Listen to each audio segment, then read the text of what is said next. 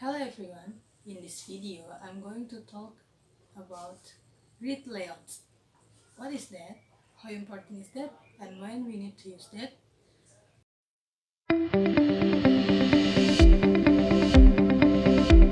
Layout is the universal design tool. It's the presentation. To layout a page means to use type and graphics and space to create story and voice and engagement. Most layouts are static, not moves. They don't have to be. Layout can also move as they often do on the web. But for this video, we'll focus on static layout. And the reason is that everything we need to know can be learned. In a way, they're the foundation of design. They make your work structure and easier to navigate, from the margin on the sides to the content in between. Without a well-composed layout, your work will basically fall apart. Then, how important is the layout to graphic designers?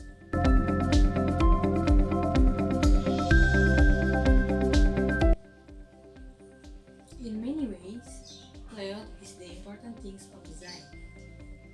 It's easy to overlook their role, but they're part of everything you do. Because if the layout is not suitable with other element designs, it will not present it effectively to your target. The success of your design is how beautiful the arrangement of the element design. A grid is not a prison. It's a helpful set of gates. All grid design and layout, architecture, product design, interior, and websites has underlying structure and harmonious set of proportions. Don't just mean everything's nested in its own tiny cell. We can have content span cell. Grid is structure. It's set of horizontal and vertical gates that govern or at least get where things go. Not every grid has to have the same size for every row and column.